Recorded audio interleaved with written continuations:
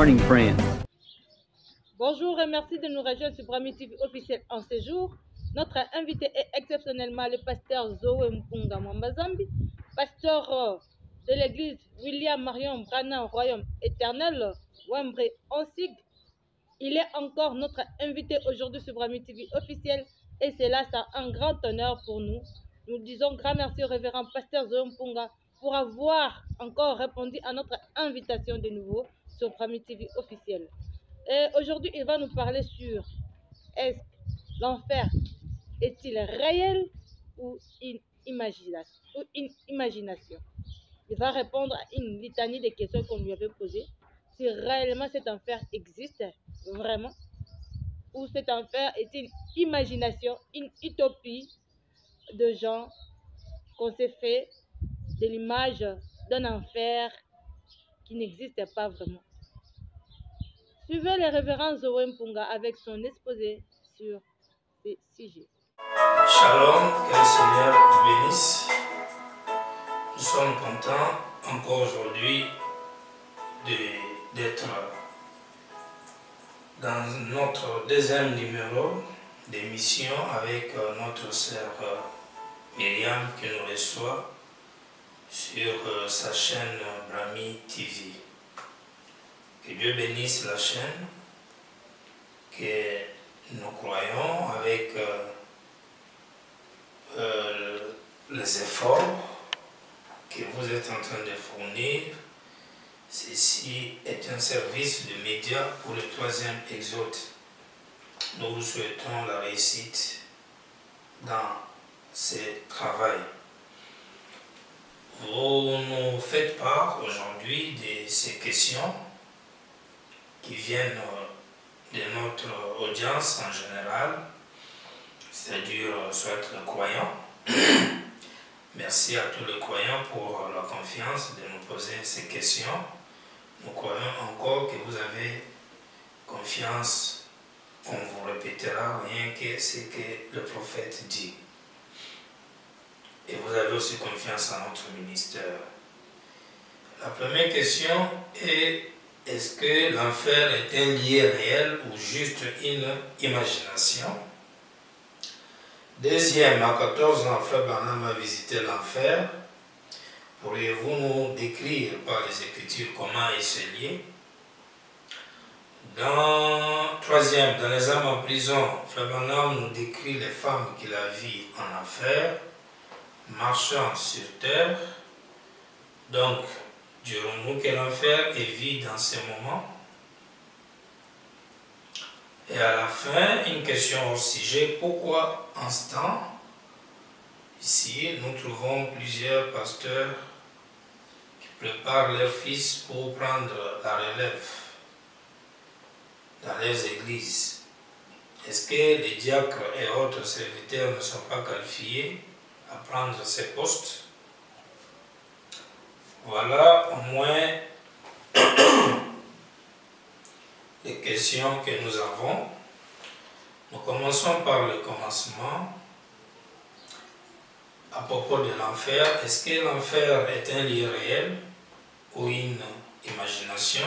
Nous répondons que l'enfer est un lieu réel, ce n'est pas une imagination.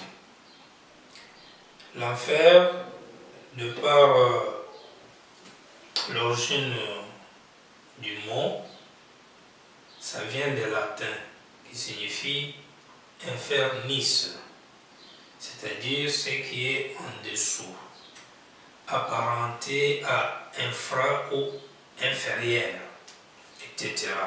Donc c'est un lieu, une dimension, mais qui est inférieure. Et quand on fait allusion à une dimension inférieure, en général, il s'agit de la référence qu'on prend sur le plan de notre terre ici, c'est-à-dire sur le plan de la vie ici.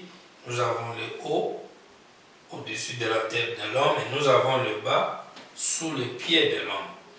Et quand on définit l'enfer comme la dimension inférieure, c'est un monde, c'est un espace, mais qui se situe en bas de l'homme, sous l'homme. Cela est aussi appelé parfois l'abîme, un brasier, un lieu de désordre, de confusion, de douleur, ou encore du feu, du gouffre. Tout ça sont les descriptions du mot qui se rapportent à l'enfer. Un lieu effrayant. Alors, c'est là, Abraham va nous donner aussi les définitions selon la parole. Ce que nous venions de dire, c'est sur le plan scientifique. Dans les 6 bits de la visite de Gabriel à Daniel, paragraphe 15, prêché le 30 juillet 61 soir. Vous savez, je pense que frère Roy Slaughter et quelques anciens ici de la vieille époque qui ont commencé il y a très longtemps au début, pendant à peu près, je pense, les 3 ou 4 premières années de mon ministère, ici même au tabernacle, je ne voulais même pas prêcher sur l'enfer. 3 à 4 ans de ministère, c'est-à-dire vous êtes dans les années 36, 37 là-bas. Alors, je ne voulais même pas prêcher sur l'enfer parce que je n'arrivais pas à comprendre si c'était un lieu ardent ou si c'était la tombe. Et chaque fois que la parole parlait de la tombe, je prenais la tradition disant Hadès. Les Hadès, c'est la tombe. Chaque fois qu'elle parlait de l'enfer, Hadès, la tombe. Alors j'ai tout simplement laissé ça de côté jusqu'à ce que j'ai su vraiment de quoi je parlais. Et alors je prêchais sur l'enfer.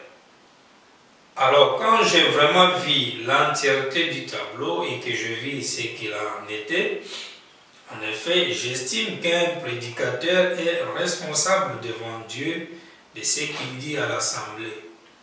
Parce qu'ils vont vraiment s'y accrocher. Ainsi donc, qu'arriverait-il si je les avais fait s'accrocher au mauvais endroit et qu'ensuite il arrive un temps où cela ne tient plus? Vous voyez, et dans ces visions que le Seigneur m'a données il y a quelque temps, alors que c'est mignon, quand quelqu'un m'a parlé disant tu seras jugé en premier par l'évangile que tu prêches. Ici, Fabanam dit qu'il n'arrivait pas dans les années 37, là-bas, à prêcher sur l'enfer parce qu'il n'arrivait pas à comprendre. Quand il allait dans les livres, cherchant la définition du mot enfer, il trouvait, je ne sais pas si c'était des livres anglais, il trouvait que l'enfer voulait dire Hadès. Et quand il cherchait la définition de Hadès, Hadès voulait dire tombe. Donc, du coup, l'enfer voulait dire la tombe. Alors, si l'enfer voulait dire la tombe, il ne voyait plus comment parler de l'enfer en tant qu'un lieu de tourment ou du feu brûlant. Et du coup, il ne voyait pas le tableau clair, il laissait. Il ne prêchait pas sur ça. Et là, il interpelle le prédicateur, il dit, parce que si j'en parlais et qu'un jour je me voyais bloqué, ça n'allait pas être bien parce que Dieu jugera le prédicateur sur les choses qu'il prêche. Alors, quand vous allez en grec, parce que le mot Hadès même, dont il fait allusion, tire son origine du mot grec, cela est défini comme un dieu. Le mot Hadès vient d'un dieu, du nom d'un dieu grec qui signifiait Chronos, ou encore dieu grec, c'est-à-dire le dieu des enfers. Grec, fils de Chronos et de Rhea. Et vous savez que Chronos est une autre appellation de Nimrod. Et Rhea, c'est une autre appellation de Séramis, je crois, Séramis, qui était la reine de Nimrod. Il réussit en partage le royaume souterrain et l'empire de mort, un surnom d'une divinité dans l'ancien grec, dit infernale ou souterraine, c'est-à-dire reliée à la terre, le monde souterrain ou des enfers. Vous voyez? Alors, quand vous prenez l'idée qu'on a quand on parle de la tombe, on met sous la terre. C'est pourquoi Hadès allait dans le même sens avec la tombe, car ça voulait dire mettre sous la terre. Mais quand vous allez dans l'origine du mot, les sous la terre, c'était tout un monde où les gens avaient des pouvoirs, les divinités anciennes grecques, de dominer sous la terre avec l'esprit des morts. Et par là, on décrivait leur royaume appelé autrement enfer. Vous voyez, ce qui était souterrain, ce qui était un monde, ce qui était géré par des divinités païennes de l'enfer. Et tout ça, ça ramène toujours au diable. Donc voilà un peu ce qu'on peut donner en termes de définition en retournant jusqu'au début de mots. Alors, vous voyez que ici, Frère a raison, parce que ici, ça voulait dire sous la terre et tout ça, il fallait préciser. Il fallait vraiment une précision avant d'enseigner sur la fer, pas comme sous la terre, la tombe, mais comme une dimension. Et une dimension, c'est un espace, c'est un monde, exactement comme ce que nous avons ici sur la terre, ça s'appelle dimension. Et dans notre dimension ici qu'on appelle la terre, c'est-à-dire où il y a la matière, la lumière et le temps, c'est-à-dire nous pourrions toucher, nous sommes matériels, nous touchons, nous avons les 5 sens pour toucher la matière, nous pourrions compter les temps et nous avons la lumière pour voir. Nous sommes dans une dimension matérielle. Alors l'enfer, c'est une dimension non matérielle, mais qui existe, qui est réelle. Lisons Démonologie, domaine religieux, prêché mardi le 9 juin 1953 après-midi, paragraphe 44. Et le diable est tout aussi réel comme démon que Jésus-Christ est le Fils de Dieu. Il est un démon, il est un démon. Le ciel est tout aussi réel. Si l'enfer n'existe pas, le ciel n'existe pas non plus. Et s'il n'y a pas de bénédiction éternelle, ou plutôt de châtiment éternel, il n'y a pas de bénédiction éternelle. S'il n'y a pas de jour, il n'y a pas de nuit, vous voyez. Mais aussi sûr qu'il y a le jour, il y a la nuit. Aussitôt, aussi sûr qu'il y a un chrétien, il va forcément y avoir un hypocrite. Aussi sûr qu'il y a quelqu'un qui est véritablement de Dieu, il y a quelqu'un qui va imiter ça, vous voyez. C'est tout à fait ça. Les pour et les contre, le noir et le blanc. Et ainsi de suite, comme ça, en toutes choses, dans la vie. Le vrai et le faux partout. Et il y a un faux évangile, il y a un vrai évangile. Il y a un vrai baptême, il y a un faux baptême. Il y a un faux semblant, il y a un vrai. Il y a un vrai dollar américain, il y a un faux dollar américain. Il y a un chrétien véritable, il y a un hypocrite véritable. Voyez-vous, qu'il ne fait qu'imiter. Alors, ce qu'on trouve, alors, toutes ces choses, elles vont ensemble. Eh bien, nous ne pouvons pas les séparer. Dieu laisse tomber la pluie, ainsi de suite. L'enfer est réel. Et William Branham dit cela existe. Si vous dites que l'enfer n'existe pas, alors le ciel n'existe pas non plus. Alors que William Branham croit que le ciel est réel. Disons ça dans ces sermons, les choses qui doivent arriver. Il dit ceci, paragraphe 42, nous sommes dans les numériques de Shekinah, dimanche 5 décembre 65. Et maintenant, je ne pense pas que le ciel soit un lieu comme ce que me racontait ma mère. Je crois que l'Église a dépassé ce stade-là, de croire que c'était il y a un siècle ou deux.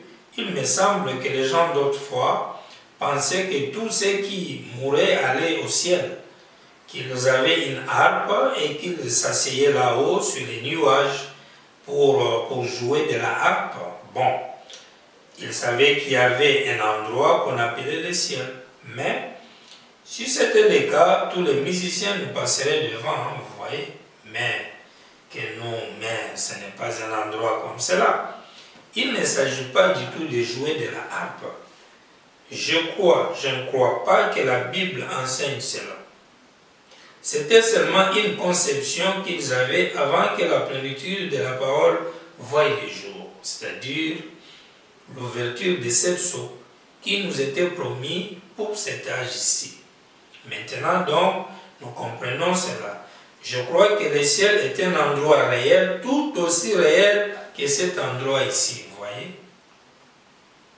Car c'est dans cet endroit-ci que Dieu nous a fait commencer notre croissance spirituelle. Je crois donc que le ciel est un endroit aussi réel que celui-ci, et non un endroit où on passerait l'éternité juste juché sur un nuage. Nous ne serons pas constamment en train de gratter notre arbre, mais nous allons à un endroit réel où nous ferons des choses réelles, où nous allons vivre, nous allons travailler, nous nous réjouirons, nous vivrons. C'est vers une vie que nous allons, une vraie vie éternelle. Nous allons vers un ciel, un paradis, tout comme Adam et Ève travaillaient et vivaient et mangeaient et se réjouissaient dans le jardin d'Éden avant l'entrée du péché. Nous sommes en route pour y retourner, c'est vrai. Retourner à le premier Adam nous a fait sortir par le péché. Les seconds Adam nous y a ramenés par la justice. Il nous justifie et nous y ramène. Donc là, autant le ciel est réel, dit William Branham, autant l'enfer est réel. Et nous venons de lire, il dit, si vous dites que l'enfer n'existe pas, le ciel non plus n'existe pas. Donc, quand je réponds pas oui, l'enfer existe et cela n'est pas une imagination, c'est la vérité. Frère Branham l'a dit. Alors, comment il décrit l'enfer par rapport aussi aux définitions que nous venons de lire? Nous retournons dans Démonologie, domaine religieux, mercredi le 9 juin 1953 après-midi, paragraphe 192, nous lisons en sautant jusqu'à 194. Eh bien, les gens qui sont dans les canals reçoivent des influences de deux côtés différents. Il a fait un tableau. Nous sommes ici dans un canal, dans une dimension, et nous recevons des influences de deux côtés différents. Maintenant, de ce côté ici, en allant dans cette direction, il y a une trinité. Et de ce côté, en allant dans cette direction, il y a une trinité. Nous avons des directions, monter et descendre. Et les deux ont une trinité. Quand vous allez d'un côté ou de l'autre, vous devez traverser trois phases ou trois escaliers qu'il appelle Trinité, 193. Premièrement, de ce côté-ci, il y a des âmes, des injustes. Quand un homme meurt, il va dans un lieu où il attend d'être jugé. Ça, c'est en bas. Quand vous mourrez, vous descendez. C'est pourquoi le séjour de mort est comparé à la tombe. Vous voyez, parce que vous commencez à descendre. On vous enterre en bas. Vous voyez, on n'enterre jamais en haut. C'est en bas. Donc, la première étape que vous traversez, le premier escalier pour descendre, après la mort, vous allez dans un lieu qu'on appelle un lieu d'attente, ou cinquième dimension ailleurs, ou encore la prison ailleurs, ou communément séjour de mort. Ce n'est pas le cimetière, c'est une dimension qui n'est plus matérielle, qui devient immatérielle, mais qui est réelle. Et les gens là, ils vont et ils vivent. Mais à ce moment-là, ils ne sont plus dans leur corps physique, ils sont dans leur corps spirituel, appelé autrement théophanie, ou encore dans une appellation vulgaire, ou communément appelé aussi fantôme.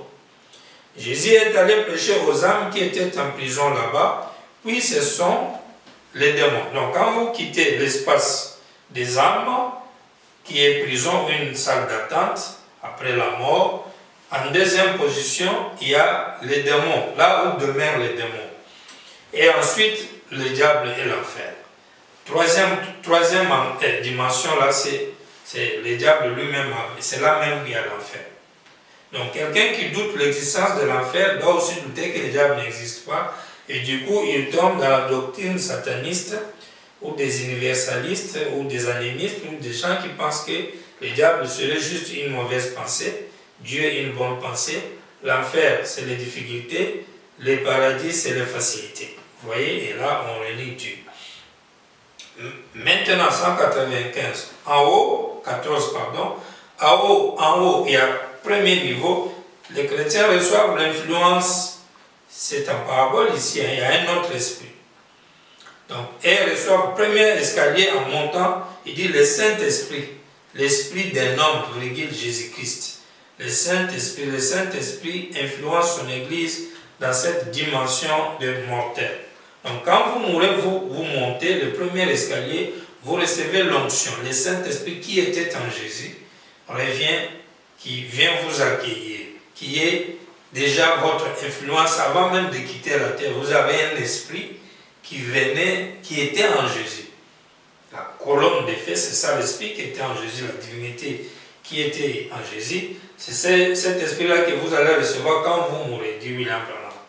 Et vous savez déjà que l'esprit-là est réincarné aujourd'hui dans les derniers jours. Et quand vous avez écrit la parole faite chair, Christ fait chair aujourd'hui, vous êtes mort, vous avez la vie éternelle, vous quittez votre corps de la chair, vous montez, vous ne descendez pas, vous montez. Il y a des chemins opposés.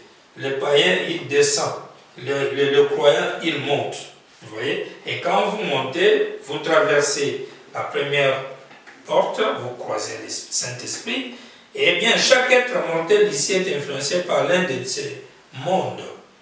Voyez-vous ce que je vais dire?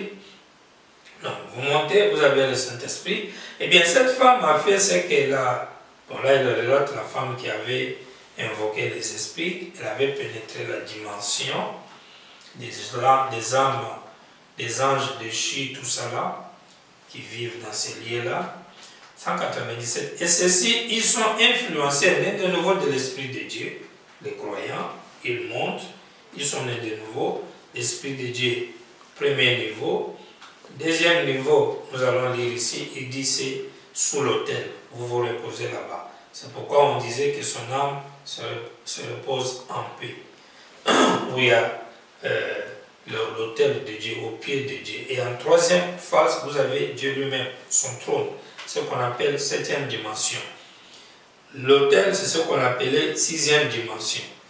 La salle d'attente où il y a eu les injustes, ce qu'on appelle cinquième testament avant le sang. Cette salle d'attente était divisée en deux. Il y avait les croyants et les non-croyants. Ils se voyaient, mais entre eux, il y avait un ravin. Voilà pourquoi Lazare est allé dans le sein d'Abraham. Et l'homme riche qui était de l'autre côté des païens voyait Lazare dans le tourment. Quand Jésus est venu après la résurrection, il a supprimé là où étaient les croyants, il les a enlevés là-bas, il les a montés vers l'autel de Dieu. Donc voilà un peu. Prenez l'ensevelissement. L'ensevelissement prêché samedi le 20 avril 57, paragraphe 78. Juste en dessous des régions des êtres mortels se trouve le domaine de la puissance des démons. Vous voyez? Juste en dessous de la vie humaine que nous menons ici, des mortels, se trouve la puissance des démons. En dessous de cela, au-dessus de cela, il y a les âmes des injustes. Donc, quand vous mourrez, la première chose, vous avez les âmes des injustes, c'est ce que je venais d'expliquer. Après cela, vous avez le domaine de la puissance des démons, là où les démons vivent. En dessous de cela se trouve le domaine de Satan même, l'enfer. Puis juste au-dessus de nous, il y a le Saint-Esprit. Ensuite, sous l'autel se trouvent les âmes des justes. Ensuite, c'est Dieu lui-même. L'un va vers le bas, l'autre va vers le haut. Ces deux esprits sont ici sur la terre, influençant les gens de la terre.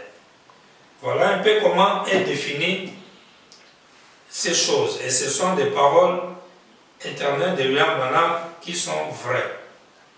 Saint-Esprit, sixième dimension, ou l'autel, septième dimension, Dieu lui-même. Vous montez, ce sont des mondes. des espaces, des dimensions. Les dimensions, c'est des endroits, c'est des choses réelles qui existent. Seulement à ce niveau-là, vous n'y êtes plus par le corps matière, mais par le corps forme humaine normale, mais qui est théophanique. Vous êtes conscient, vous voyez, vous réfléchissez, vous pouvez parler et tout. Ok, vous voyez. Donc voilà un peu, ça c'est vous montez en descendant ce jour de mort, ou bien lieu d'attente pour le tour, en entendant le jugement. Quand Dieu mettait les gens là-bas, c'était pour qu'ils attendent la fin, à la seconde venue, Dieu va les juger et puis ils tombent tous en enfer. C'est pourquoi Frère Branham dit, avant le jugement, personne ne va en enfer, mais ils vont en prison. Comme Jésus est allé trouver les âmes en prison. C'était un endroit où ils attendaient le jugement de Dieu avant de les envoyer en enfer. Et c'est pourquoi là où ils vont, là où ils sont là en attente, on pouvait les contacter. Voilà, dans l'Ancien Testament, on pouvait contacter l'esprit de Samuel par la femme là, médium. Et vous verrez aussi qu'aujourd'hui, les gens font l'invocation des morts. Et si on invoque un mort, on l'attrape, il vient, il répond. Justement, c'est parce qu'ils vivent dans des dimensions qui ne sont pas protégées par Dieu. C'est le diable qui est chef là-bas. Donc, un autre diable, un esprit mauvais, peut invoquer un autre. Les gens peuvent prendre les formes des morts et tout ça et faire des histoires. Parce que là-bas, il y a la folie, il y a la confusion et tout le reste des troubles. Et c'est ça, c'est qui va dans le monde de l'enfer. Donc l'enfer, c'est le trône de Satan. Voyez. Alors quand vous prenez les Hébreux chapitre 5 et 6, première partie, paragraphe 58, prêché dimanche le 8 septembre 57 matin, Frère Branham dit ceci, mais le péché connaît une fin, la souffrance connaît une fin. C'est pourquoi il ne peut y avoir d'enfer éternel. Il existe un enfer de feu et de soufre, nous savons cela, mais il n'y a pas d'enfer éternel. Il existe un seul type de vie éternelle et elle appartient à Dieu. Si vous deviez souffrir éternellement, vous devez avoir la vie éternelle. L'enfer a une fin. Il pourrait exister pendant des milliards d'années, mais il arrivera finalement à une fin. La Bible ne dit nulle part qu'ils souffriront éternellement. Elle dit pour toujours et pour toujours. Pour toujours, cela veut dire siècle après siècle. Puis après, il y a fin. Sémence du serpent. Péché dimanche le 28 septembre 58 soir, paragraphe 328. Par conséquent, nous ne croyons pas à un châtiment éternel. Nous croyons à un enfer brûlant de feu et de soufre. Vous voyez? Enfer n'est pas la tombe, mais c'est un lieu, une dimension brûlant de feu et de soufre. Mais nous ne croyons pas qu'il brûle pour toujours. Si c'est le cas, vous auriez la vie éternelle. Il n'y a qu'une vie éternelle. Elle vient de Dieu. C'est vrai. Vous brûlerez peut-être pendant 1 million d'années, 10 millions d'années, je ne sais pas. Mais vous ne pouvez pas avoir la vie éternelle. Vous ne pouvez pas brûler pour toujours. Vous pouvez brûler pour toujours, mais pas éternellement. Vous voyez, il y a une différence entre éternellement et pour toujours. Pour toujours, c'est pendant des siècles et des siècles. Une conjonction qui veut dire une période de temps. Vous voyez? Donc, le châtiment n'est pas éternel. Et quand vous prenez l'Ars des Smirne 127, il répète la même chose. Voici la raison pour laquelle je ne crois pas qu'il y ait un enfer éternel. Il ne peut pas y avoir d'enfer éternel. Car si jamais il y avait un enfer éternel, il y aurait donc toujours eu un enfer éternel. Et car éternel, il n'y a qu'une seule forme de vie éternelle. Et c'est elle pour laquelle nous luttons tous. Et si vous devez brûler indéfiniment et pour l'éternité, alors vous devez avoir une vie éternelle en train de se consumer. Et ce serait Dieu se consumant. Il ne peut pas y avoir un enfer éternel. Et la Bible dit clairement que l'enfer a été créé. Et s'il a été créé, il n'est pas éternel. Tout ce qui est éternel n'a jamais été créé. Mais cela a toujours existé, c'est éternel. Et la Bible dit que l'enfer a été créé pour les diables et ses anges. L'enfer a été créé, il n'est pas éternel. Je ne crois pas que l'on puisse être puni éternellement. Et la logique y est. Frère Branham dit, pour être éternellement puni, il faut avoir une vie éternelle pour être puni éternellement. Et s'il y a une vie éternelle, la seule forme d'une vie qui soit éternelle est divine. Donc Dieu serait en train de se punir dans l'enfer. Voilà pourquoi il ne peut pas croire que l'enfer est éternel. Mais l'enfer existe, oui. Un lieu, une dimension de tourment, du châtiment, de la punition de l'homme à cause de ses œuvres accomplies dans la chair quand il était sur la terre. Ça existe bel et bien. Apocalypse chapitre 5, deuxième partie. Prêché le 18 juin 61, dimanche, 192e paragraphe. Alors, prenez par exemple ceci. Il existe un enfer éternel. Détachez cela et faites passer ça d'un bout à l'autre. Il n'y a jamais eu d'enfer éternel. Parce qu'au commencement, Dieu dit que l'enfer avait été créé pour le diable et ses anges, pour leur châtiment à venir. Alors, si l'enfer est éternel, comment pouvait-il être créé? Le mot création n'a jamais... Le mot éternel, c'est ce qui n'a jamais commencé et qui ne peut jamais avoir fin. S'il y a un enfer éternel, c'est alors que l'enfer a toujours été. C'est qu'il existait un enfer tout le temps que Dieu existe, l'enfer a existé, avant qu'il y ait eu un quelconque péché. Donc, quand l'enfer serait éternel, cela veut dire, dès que Dieu existe, l'enfer est déjà là, alors qu'il n'y a même pas péché. Alors que l'enfer, c'est un truc créé pour punir le péché. C'est-à-dire, le péché a existé avant que l'enfer n'existe. Si jamais il n'y avait pas eu du péché, on n'aurait jamais eu d'enfer. Mais quand le péché a existé, maintenant pour punir le péché, le diable et ses anges, alors Dieu crée l'enfer. Donc dispose une dimension où il y aura les tourments et du feu pour faire du mal aux démons, pour le punir de leur mal. Et tous ceux qui vont séduire vont y être punis. Prenons Apocalypse chapitre 5, deuxième partie toujours, paragraphe 220. Voilà, dit, l'aimez-vous de tout votre cœur? Comprenez-vous maintenant ce qu'était le livre de sept sceaux? Ce qu'il est, nous l'avons maintenant sous forme de rouleau. Et souvenez-vous-en bien, en ces derniers jours, il fit garder dans un vase de terre. Vous le comprenez maintenant? Et qui était ce vase de terre?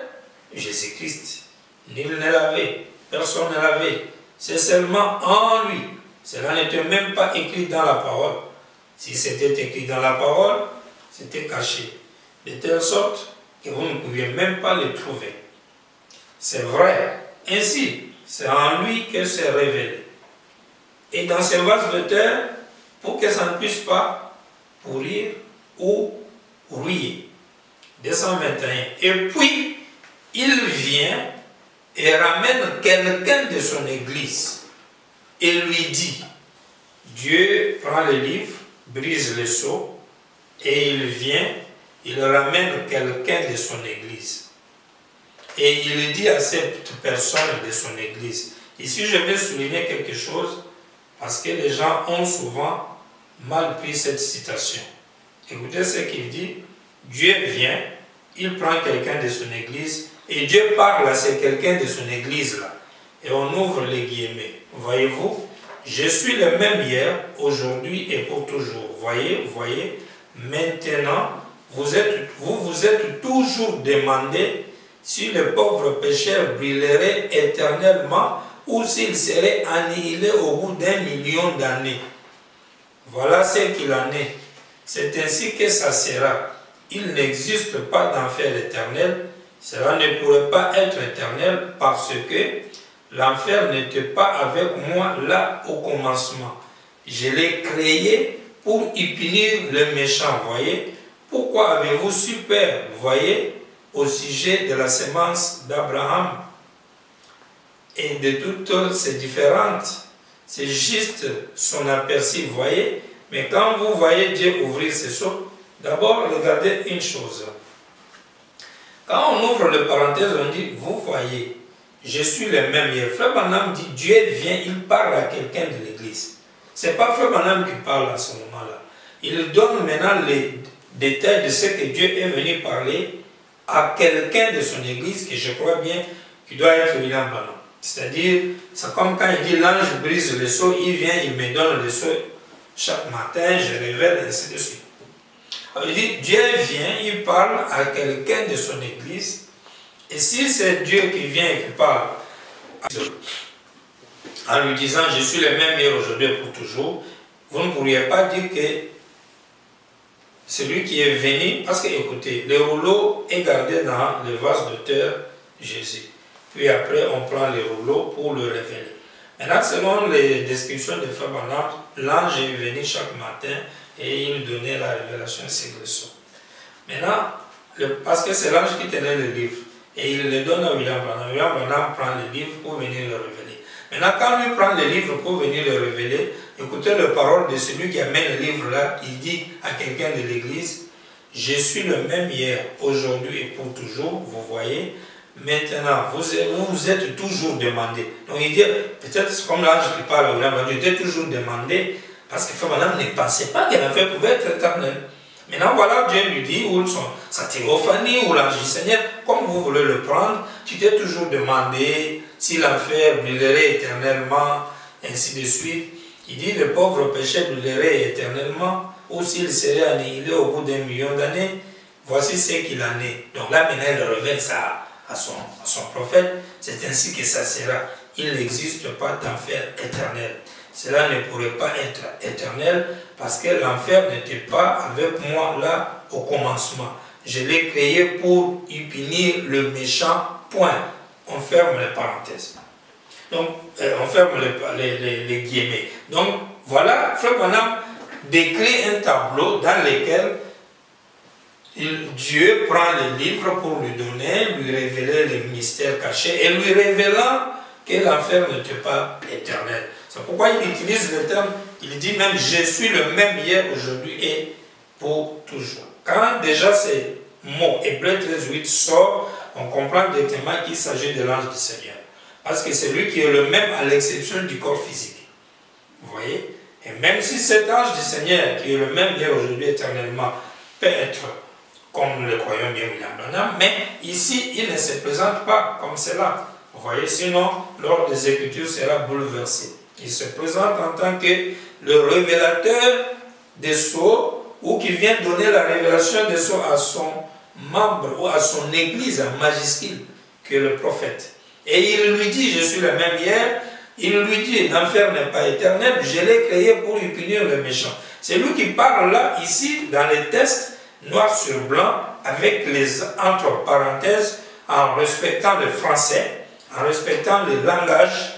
Ce n'est pas Frère Branham qui le dit, mais c'est celui qui est venu lui remettre le livre où il y avait les sceaux, pour que lui révèle. C'est lui qui lui dit ça. Vous voyez.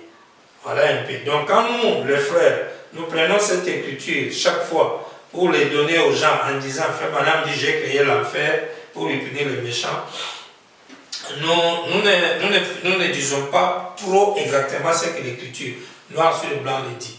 Mais si vous le dites parce que vous croyez que la personne est Dieu, du coup tout ce qui a été fait ou dit depuis longtemps c'est lui, là d'accord. Mais quand vous prenez l'écriture là, ce n'est pas ça que l'écriture dit. Mais vous pouvez le dire par la foi, parce que vous croyez qu'il est Dieu, le Seigneur qui a créé tout. Mais pas en se référant à l'écriture là, pour être honnête et logique. Parce que nous voulons toujours respecter les clauses, les détails nets des Écritures. Alors, j'avance. Maintenant, la sœur nous a demandé, selon les bibliques, la description de ces lieux qui existent, qui est réel, qui est l'enfer. Quand vous prenez les âmes en prison, je vais lire en sautant, paragraphe 79. Après que la vision m'a frappé, j'étais si faible. J'avais perdu tous ces sangs et je pensais que je me fonçais dans une éternité sans fin. Beaucoup de vous m'ont entendu le dire auparavant. Je m'enfonçais dans une éternité sans fin. Premièrement, je traversais comme des nuages. Là, j'ai décrit l'enfer. Hein. Et ensuite, des ténèbres. Et je descendais toujours plus bas, plus bas, plus bas. Et la première chose, vous savez, j'entrais dans la région de Perdi. Et là, j'ai crié, je regardais. Et là, il n'y avait pas de fondation à cela. Je ne pouvais jamais m'arrêter de tomber. Vous voyez que ça correspond à ce qu'on a dit avant, il descend. Il semblait que j'allais tomber. Il n'y avait nulle part d'arrêt possible.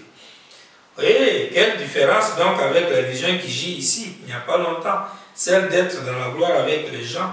Quel contraste!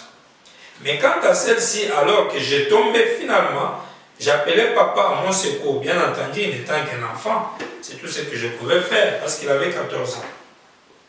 J'appelais papa à mon secours. Et mon papa n'était pas là. J'appelais ma mère à mon secours. Et quelqu'un me retienne. Et il n'y avait pas là de mère. Je ne faisais que descendre. Et j'ai alors appelé Dieu à mon secours. Et il n'y avait point de Dieu là. Il n'y avait rien là. Dieu n'est pas en affaire. La grâce n'est pas en affaire. Et il ne faisait que descendre, il chutait. Et plus tard, j'ai entendu le son le plus lugubre que j'ai jamais entendu. Et c'était la sensation la plus affreuse. Il n'y a pas moyen. Même un fait naturel flambant serait un plaisir à côté de ce que c'était. Il faut même du vrai fait là. Et c'est que les sensations qui sont là-bas. Or, ces visions n'ont jamais été fausses. Et c'est une des sensations les plus horribles que j'ai jamais eues. Les sensations de l'enfer. Cette dimension réelle.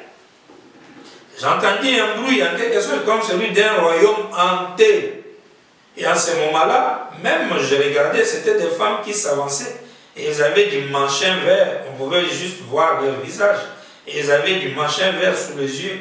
Et leurs yeux étaient comme prolongés en arrière, comme des femmes aujourd'hui se maquillent, les yeux prolongés en arrière, juste vers leurs yeux et leur visage, et elles faisaient J'ai tout simplement crié très fort, oh Dieu, sois miséricordieux envers moi, sois miséricordieux, oh Dieu, où es-tu? Si seulement tu me laisses retourner et vivre, je te promets d'être un bon garçon. Bien. C'est la seule chose que je pouvais dire. Maintenant, Dieu le sait, au jour du jugement, il me jugera pour cette déclaration. C'est ce que j'ai dit. Seigneur Dieu, laisse-moi retourner et je te promets d'être un bon garçon. Ça, c'est les effets, les femmes qui crient, qui cherchent de se sauver de cet endroit de l'enfer où il est parti à 14 ans. 85. Et alors on m'amena là-bas et là j'ai crié, oh Dieu, sois miséricordieux envers moi, je serai un bon garçon, si seulement tu me laisses retourner. Je savais qu'il y avait un Dieu quelque part, ainsi aide-moi. Et ces créatures horribles autour, tout autour.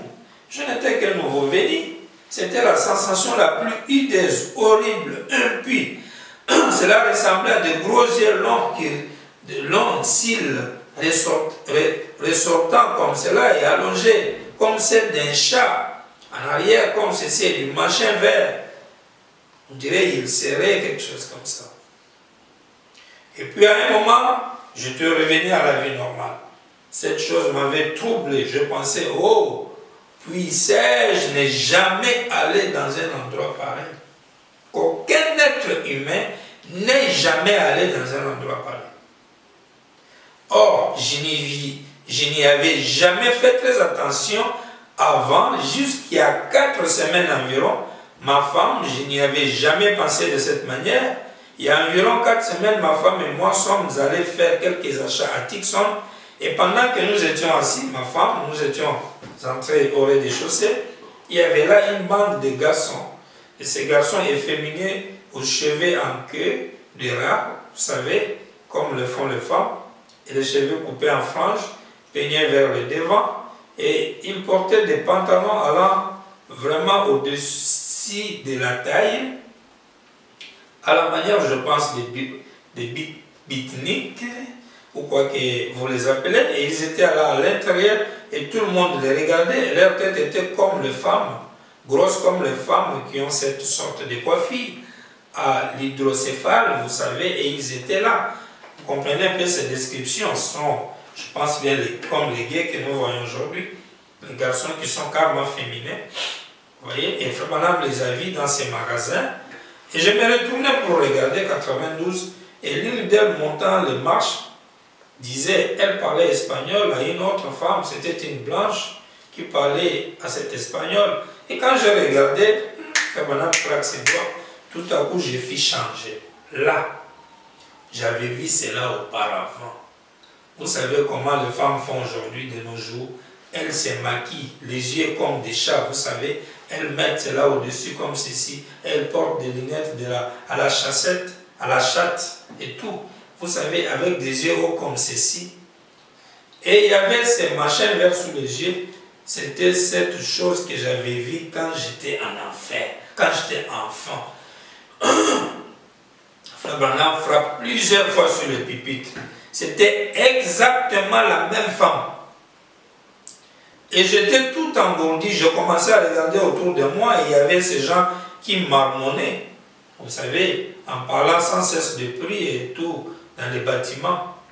C'est-à-dire, il est dans les magasins, les gens font les rachats et ils voient les femmes de l'enfer vivre il y a 40 ans, là-bas dans les magasins aussi.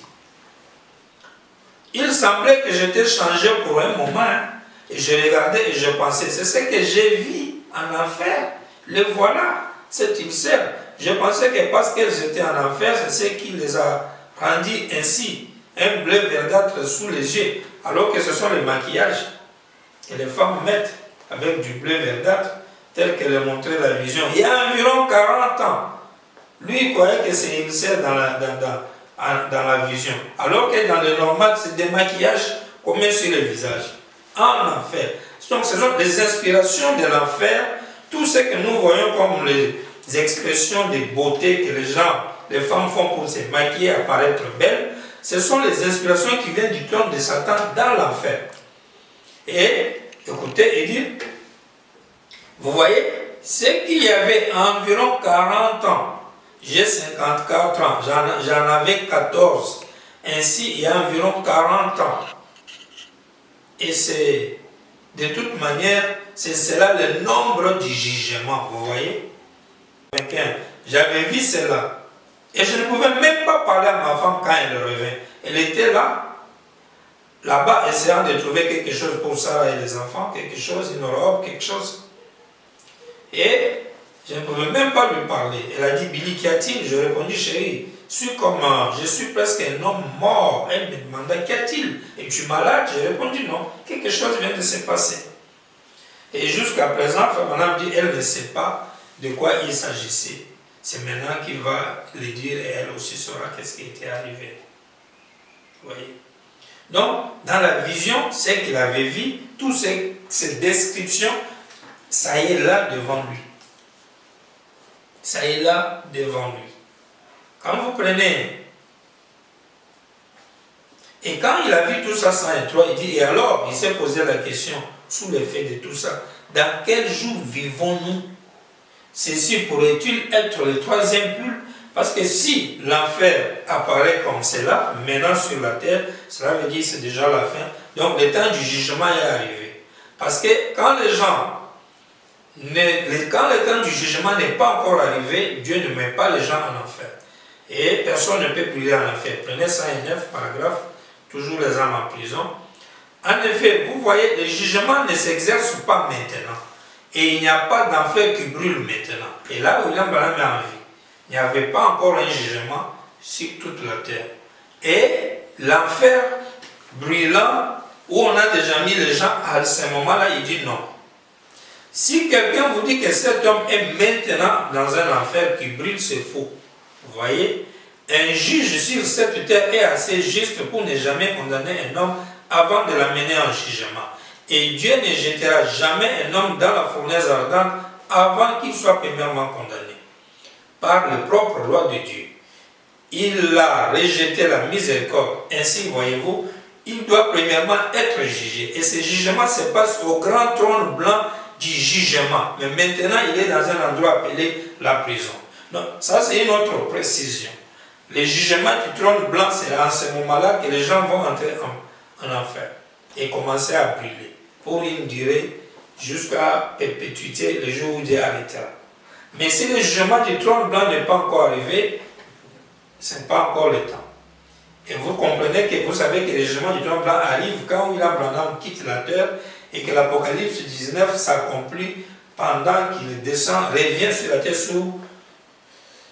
comme sur le cheval blanc, chevauchant ainsi à l'ouest, etc. Non, en d'autres termes, c'est même son épouse. C'est pourquoi Paul a dit, ne savez-vous pas que les justes jugeront la terre? Nous savons déjà que cette voix, la grosse voix de Dieu, comme une foule, c'est la voix des prédicateurs, prêchant la parole, jugeant les gens. C'est-à-dire, dans le troisième exode, au jour d'aujourd'hui, notre message que nous apportons, qui n'est plus un message du sang, mais le message du jugement, prêchant aux gens, William Branham, un homme qui est comme eux, ils disent, mais c'est un homme, c'est un message qui casse les oreilles, c'est du faux. Ça, c'est ça le message du jugement. Dieu est très intelligent. Pour juger les gens, il fallait un message comme cela. Et c'est ça le trône blanc. Et c'est maintenant, les gens qui rejettent ces messages, rejettent aussi tout ce qui était avant, et du coup, ils vont en enfer. Là, ils peuvent commencer à être brûlés. Mais en ce moment-là, non.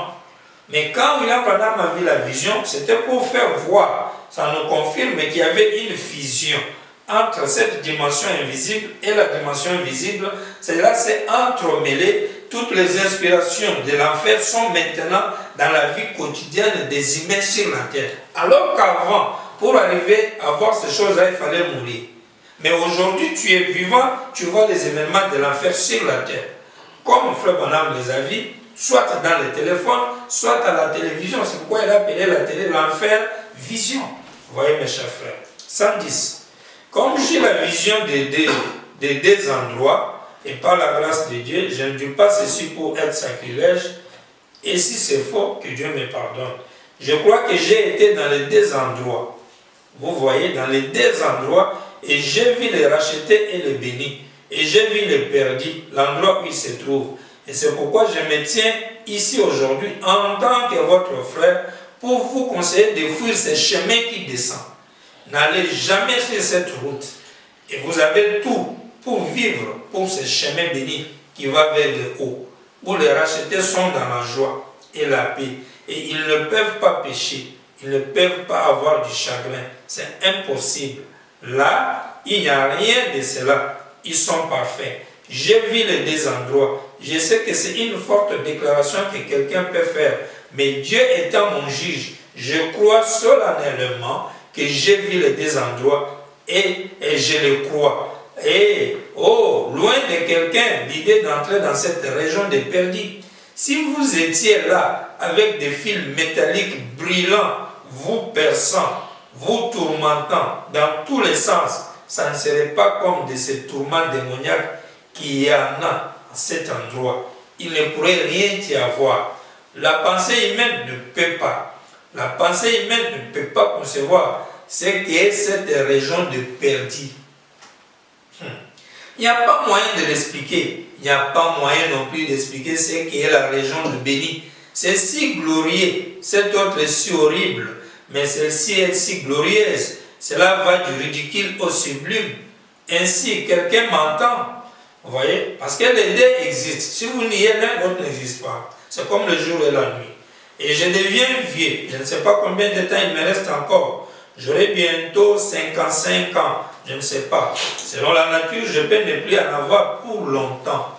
Je ne sais pas où cette bande ira. Mais que tous ceux qui écoutent ici et qui écouteront cette bande, où qu'elle puisse aller, n'aille jamais vers cette région des perdus. Vous ne pouvez pas vous représenter l'enfer comme étant si mauvais. Et quoi que vous fassiez, n'oubliez jamais ceci, que la région de béni, je dirais ceci avec Saint Paul, c'est que l'œil n'a point vu, c'est que l'oreille n'a point entendu, ou ce qui n'est point monté au cœur de l'homme, des choses que Dieu en réserve pour ceux qui l'aiment. Ainsi, arrêtez-vous. Si vous écoutez la bande, arrêtez la bande, repentez-vous. Si vous n'êtes pas sauvé, mettez-vous en ordre avec Dieu. Je dis ceci par une expérience personnelle, telle que je le crois dans mon cœur. Et je déclare que si ces visions m'ont trompé, que Dieu soit miséricordieux envers moi de faire une telle déclaration. Mais avec toute la sincérité de mon cœur, sachant qu'aucune de ces visions n'a jamais failli, je crois avoir été dans les deux endroits, loin de quiconque a pensé de prendre cette route qui descend. Vous comprenez comment Frère Branham insiste de ne pas prendre la route qui descend, mais prenez celle qui monte. L'enfer est réel et existe, et voilà les descriptions qu'il a données. Quant à la dernière partie de la question, on va se demander, maintenant que l'enfer là, elle est vidée, parce que Frère Branham a vu les gens dans dans les magasins dans la vision, et en 1963. Vous prenez la jonction du temps, 15 janvier 64 et 56, verset, paragraphe 34. Les anges apparaissent au temps de la fin. Tous les prophètes et les poteaux indicateurs montrent cela, disant qu'en ces jours ici, les anges apparaîtront. Le prophète s'élèveront. Il y aura des signes, des prodiges. Et si Dieu a fait cela pour ces petites jonctions-là dans le passé, que fera-t-il maintenant? Alors que tout l'enfer est relâché. Tout le ciel sera relâché. Les anges apparaissant, les signes et les prodiges sur la terre, l'imitation apparaissant, Dieu prouvant qu'il est dans le vrai et qui est dans le faux. Amen.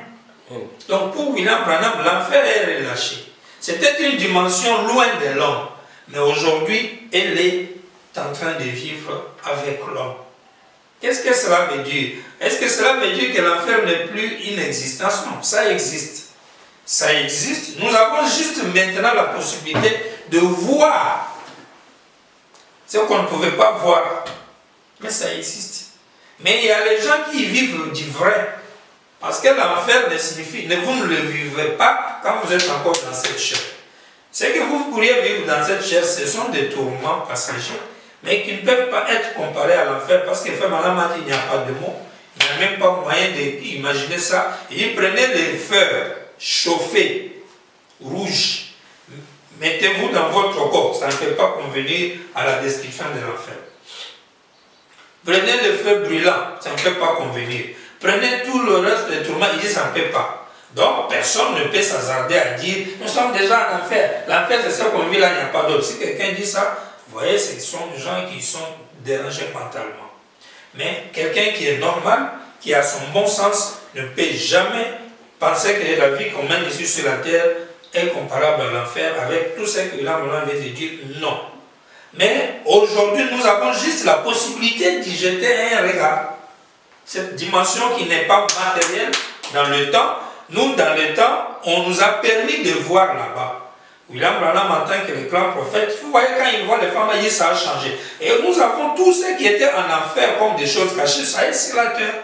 Dans les femmes nues, dans ces transgenres, dans ces opérations chirurgicales pour devenir belle, beau, tout ça là, toutes ces sortes de trucs de beauté, de maquillage pour devenir bien, tout ça là, ce sont les événements, c'est les inspirations de l'enfer.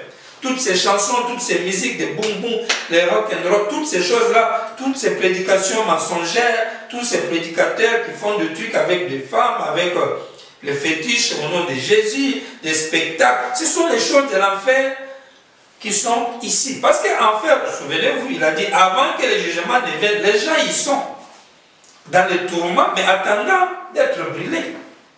Mais ils n'étaient pas encore brûlés. Voilà pourquoi ces genres des expressions sont revenus sur la terre. Mais maintenant que le jugement du trône blanc est en cours, vous voyez, vous pouvez comprendre maintenant que le feu où les âmes là doivent maintenant être damnées, y compris les démons ainsi que les diables. Parce que les diables existent encore. Donc l'enfer existe, mais les gens là ne sont pas encore consumés. Mais les autres qui sont dedans sont déjà dans les trous. Maintenant, prison 370. Est-ce cette vision, quand j'étais un jeune garçon, est-ce le temps, à l'aspect horrible de l'Égypte, l'enfer étant créé juste ici sur la terre? L'enfer étant juste sur la terre. Même toutes les 7 dimensions sont toujours sur la terre. Seulement il y a des barrières. À un niveau, on ne voit plus ce qui se passe de l'autre côté. Mais tout se trouve sur la terre. Mais avant, on ne pouvait pas avoir accès. Mais tout ce qui s'est passé en enfer, dans la folie, les gens les vivent maintenant. Ces excès de recherche des loisirs sexuels extravagantes, tout ça, ce sont les inspirations de l'enfer. Parce que l'enfer, je me répète bien, nous avons lu, Frère Malam dit que personne ne vous dise qu'avant le jugement du trône blanc, les gens brûlent déjà. Non, ils ne brûlent pas, mais ils sont dans la folie. Mais tourmentés dans la folie et faisant des histoires. Vous voyez? Et ce sont ces choses-là qu'on a ramenées sur la terre par la cinématographie, par toutes sortes d'inspirations que le diable a données aux gens. Et du coup, nous avons vu ces choses-là sur la terre. C'est pourquoi on dit l'enfer est sur la terre. Mais le fer brûlant des consommations pour consumer les démons, Lucifer et les anges déchus et les hommes et les femmes qui sont condamnés, ça, ce n'était pas encore le cas. C'est maintenant le temps. C'est pourquoi la parole qu'on prêche, c'est ce feu même qui va détruire ces gens dans cet enfer-là. Et le feu littéral va consumer les chairs humaines. C'est pourquoi Malachie 4, c'est lui vraiment qui amène ces jugements-là pour brûler les gens. C'est son feu qui brûle, et les rameaux et les racines. Vous voyez, les racines, il utilise la parole, le message du trône blanc, détruisant les âmes qui sont condamnées, qui vivent avec Satan dans son domaine de l'enfer inférieur, un domaine inférieur du diable, de la folie et des confusions et des désordres, alors que du côté de détruire les rameaux, la chair à canon, c'est-à-dire il va utiliser le roi du Nord avec la bombe atomique. Et cela va purifier la terre afin de ramener le monde au jardin d'Éden. Alors, quant à la dernière question, pourquoi les pasteurs aujourd'hui prennent leurs fils pour leur relève, alors qu'ils ont des diacres et peut-être des ministres dans leurs églises? Je vais répondre en lisant quelques écrits ici. Je prends d'abord le service de baptême, prêché dimanche le 9 avril 1950. L'un des moments les plus glorieux de ma vie, je vois par-dessus l'épaule de quelqu'un, ma mère. Je l'ai conduit là dans la rivière Oyo et je l'ai baptisé au nom du Seigneur Jésus. Maintenant, mon propre fils, oh Dieu, si possible, laisse Hop baisser le regard par-dessus la rampe ce matin et regarder au travers du voile suspendu entre la terre et la gloire. Je prie, oh Dieu, de faire de mon fils un prédicateur. Je prie que Dieu éloigne et lui donne une double portion de l'Esprit, que Dieu bénisse sa vie. Je vous remercie tous pour votre prière. La prière change de choses. Je prierai aussi pour vos enfants. Billy, mon fils, l'un de ces jours chéris, nous, si Jésus tarde, il nous faudra descendre dans l'un de ceux-ci. On jettera de la terre sur nous. Mais fiston, Dieu nous relèvera. Je sais que mon Rédempteur est vivant, qui se lèvera le dernier sur la terre. Je prie que Dieu le bénisse, qu'il garde l'ennemi loin de lui, qu'il lui donne un libre accès jusqu'au bout de ce long chemin, fiston. Il y a beaucoup d'âmes qui meurent ici, mais je jette leur bouée. Mais jette leur la bouée de sauvetage, ramène-les. J'ai confiance, Billy, que tu prendras position et que tu baptiseras littéralement des milliers et des milliers en guise de témoignage pour le pardon de leurs péchés. Oh Dieu, bénis mon fils, je prie. Oh Maître, mon fils, Seigneur, que j'ai élevé pour toi. Voici mon fils, Seigneur, il est tout ce que j'ai. Je te l'apporte ce matin. Je suis si reconnaissant, Seigneur, qu'il croit. Si reconnaissant qu'il se soit repenti. Ô Dieu Seigneur Jésus, ô Christ, oint-le du Saint-Esprit, accorde-le Seigneur, que la puissance de l'Esprit de Christ ressuscité saisisse mon garçon. Accorde-le Seigneur, qu'il soit rempli de l'Esprit de Dieu pour prêcher la parole, l'évangile pur de Christ jusqu'aux extrémités et utilise-le. Vous voyez un peu ce que je suis en train de lire? Ça, c'est William Branham priant Dieu, manifestant un désir pour que Billy Paul, son fils, soit prédicateur. Est-ce que ça, c'est un péché? Non, ce n'est pas un péché. Tout parent qui est maçon, qui est joueur, qui est musicien, qui est dans un domaine quelconque, souhaiterait que son fils, un jour, fasse la même chose. Même les politiciens. Un ministre, chaque prédicateur, aurait besoin que Dieu lui donne un garçon qui peut aussi prêcher pour continuer quand même dans ce travail-là que le papa faisait. Ça déjà, si un pasteur a ce désir-là, c'est pas mal. Mais cela ne veut pas dire que ce dernier doit mettre son fils après lui d'une manière arbitraire, je vais dire. Et il faudra qu'il soit sûr que le fils-là a d'abord le le ministère. Prenez le sermon, les œuvres que je fais rendre témoignage de moi, prêché à Phoenix, vendredi le 13 avril 1951, paragraphe 44. Je me souviens d'un soir à Camden, en Arkansas, j'étais debout parlant comme ceci, et l'ange du Seigneur est entré, un prédicateur du nom d'Adams. Son père était un prédicateur ici à Phoenix il y a longtemps. Certains d'entre vous pourraient le connaître, un homme répondant au nom d'Adams. Je pense, il était ici il y a longtemps. Je ne sais pas s'il était pentecôtiste ou quoi. Son fils, dès que ce tourbillon était entré et s'était posé là où j'étais, sa photo se trouve là dans mon livre, et il a couru vers moi pour saisir ma main. Et alors cela l'a rendu aveugle. Et il s'est recroquevillé. Et un journaliste qui se tenait là a tiré la photo. Les jours suivants, je n'avais jamais oublié cela. J'étais là, j'ai entendu quelqu'un frapper à ma porte. Il y avait un homme qui veillait à la porte. Il était en train de discuter là. Il a dit, eh bien, je voudrais juste dire un mot au frère. A-t-il dit, je suis journaliste. Là, c'est un homme qui veut voir Frère Branham. Et il y avait quelqu'un à la porte avant de voir Frère Branham. Et ce dernier interdisait les gens. Tu ne peux pas venir voir Frère Branham comme ça parce que non. Il y avait quelqu'un avant qui peut vous autoriser ou non. Et Frère Branham a écouté, commence à discuter. Et ce dernier s'est présenté en tant qu'un journaliste. Alors, prenez les premières expériences spirituelles prêchées dimanche le 13 juillet 1952 après-midi. Paragraphe 11. Dans le premier sermon, vous voyez que le monsieur est pasteur ou prédicateur, son fils aussi l'était. Paragraphe 11. Eh bien, les dons et les appels, retournons maintenant à ce qu'ils sont. Dieu le met à part, Dieu le place dans l'église selon sa volonté. Dieu donne souvent selon sa volonté. Est-ce vrai?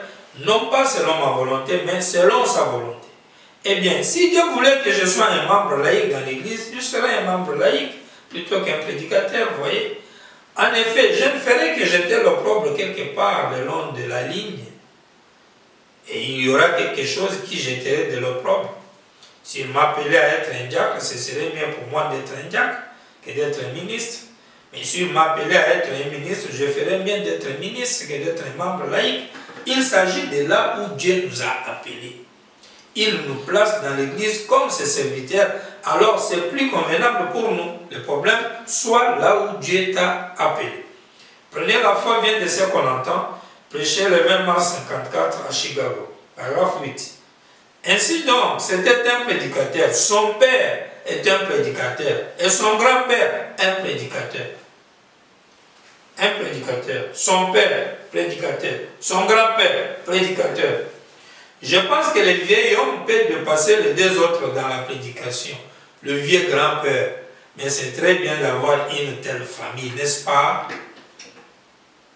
William Branham est content qu'il y ait une famille où grand-papa prédicateur, papa prédicateur, petit-fils prédicateur. Et ici, il dit, grand-père était plus fort que tous les restes des autres.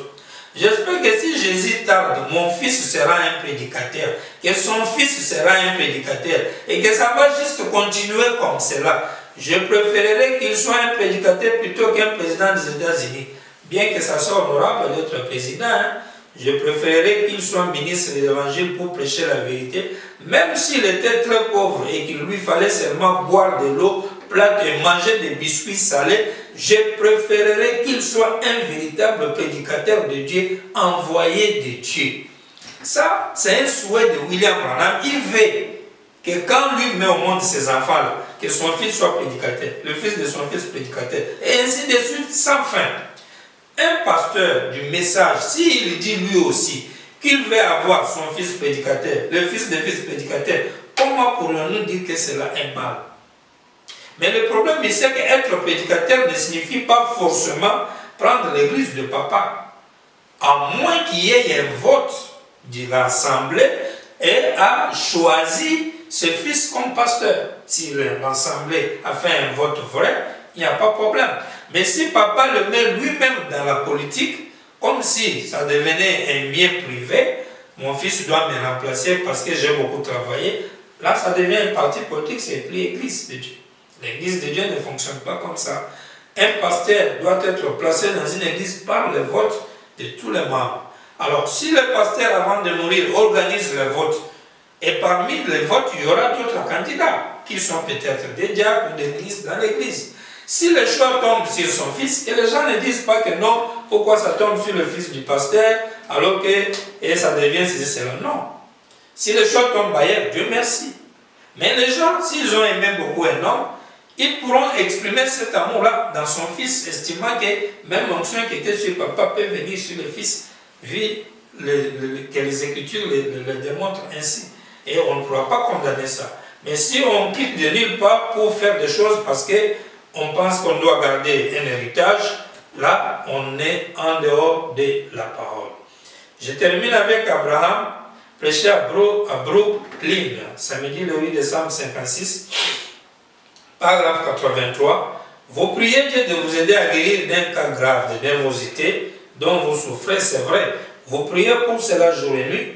Vous priez aussi pour un fils, et ce fils n'est pas ici. Il n'habite même pas cette ville-ci. Et ce fils souffre du cœur. Non seulement cela, mais une chose parmi d'autres pour lesquelles vous priez pour lui, il n'est pas chrétien. Et c'est cela la chose que vous avez à cœur. Néanmoins, je vois un autre fils avec vous, et c'est un enfant d'environ 10 ans, et il est un prédicateur. Et tenez, c'est l'un des désirs de votre cœur, soyez-en juge. Vous voulez que j'impose les mains à ces garçons pour le bénir pour son ministère. C'est ainsi dit le Seigneur. Croyez-vous maintenant? Soyez-en juge. Est-ce vrai? Viens ici, fiston. Le petit garçon a des cheveux peignés vers l'arrière. N'est-ce pas? Je le vis. Le petit garçon au visage lisse. Viens ici, fiston. La prière de maman doit être exaucée ce soir. Que Dieu te bénisse, mon jeune frère. Et frère Madame me pose les mains à ces garçons. Notre Père Céleste, j'impose les mains à ces garçons, ton petit serviteur. Et peut-être qu'un jour j'aurai à quitter si j'hésite. Je te prie de bénir cet enfant. C'est le désir du cœur de sa mère. Et je te prie de loindre, qu'il ne tombe jamais dans l'erreur, mais qu'il devienne un ministre tous les jours de sa vie pour prêcher l'évangile et gagner des âmes pour toi. Bénis cette précieuse mère et les autres choses, quoi que cela fît, que tu as révélé ce soir, dont elle a besoin, je te prie de les accorder, et avec ma main sur le Fils et sur la mère, je te prie au nom de Christ, de leur accorder les désirs de leur cœur, au nom du Seigneur Jésus-Christ, je le demande. Amen. Que Dieu te bénisse, fiston, reçois ce que tu as réclamé, et que Dieu te bénisse, que Dieu vous bénisse, maman, et qu'il vous accorde les désirs de votre cœur. À l'heure heureuse, vous réjouissant, la promesse est pour vous. Amen, amen, que Dieu te bénisse, chérie. Si tu peux croire, tout est possible. Maintenant, soyez très respectueux. Ici, vous voyez, frère Branham, une maman a un enfant de 10 ans. Dans le cœur de maman, elle veut voir son fils être prédicateur. Qui a dit à l'autre qui veut être prédicateur? Est-ce le fils ou la maman qui dit à son fils? On ne sait pas. Mais ça vient d'être dévoilé par William Branham. Il dit, je vois dans ton cœur, tu as un désir que ton deuxième fils là soit prédicateur. Ton premier fils, tu veux qu'il soit chrétien. Elle n'était pas en train de venir dans la ligne de paix pour une maladie. C'est pourquoi frère Madame ne faisait pas la lecture de pensée. C'était du vrai.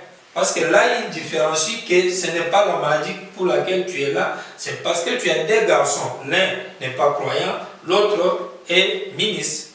Et tu veux qu'il soit ministre. Et il dit, Dieu apporte le désir des mamans. Il y a des mamans qui ont demandé à Dieu des garçons, des enfants, puis ils ont dit, nous les confions à Dieu pour son service. Et ça a été fait. Et Dieu accepte ça, et Dieu aime ça. Donc si un couple, pasteur, papa, pasteur, maman, avec sa femme, décide que leur enfant veut voir l'un de leurs garçons être un serviteur de Dieu, c'est quelque chose de noble. Mais quant à ce qui concerne remplacer l'église, ça demandera le vote. Mais quant à ce qui concerne chercher à avoir un enfant ministre, c'est la volonté de Dieu, c'est correct, c'est un désir noble. Frère Branham dit, je préfère ça plutôt même qu'être président des États-Unis. Donc voilà un peu ce que je pouvais répondre, ma sœur Myriam. Merci de nous avoir donné votre antenne. Merci de nous avoir écoutés, chers auditeurs, chère audience. Nous vous demandons de s'abonner sur nos pages et vous aurez toujours les infos et de tout ce qui se passe au nom du Seigneur. Que le Seigneur vous bénisse, que Brahmi TV soit béni, et salut à frère Sango que j'aime bien, salut à la sœur Myriam, bon travail, shalom, que Dieu vous bénisse. C'est par ici que nous mettons un terme à notre édition de Brami TV officielle. Grand merci à vous tous qui nous avez suivis de partout en République démocratique du Congo et partout dans le monde. Nous disons un big bonjour à notre frère Olivier Kapani. Nous disons un big bonjour à notre frère Billy Paul Bapuila. Nous disons un big bonjour au maestro Manassé Amona depuis la Namibie. Nous disons un big bonjour à papa Marco Mwamba depuis les États-Unis d'Amérique. Et nous disons bonjour à notre informaticienne de luxe,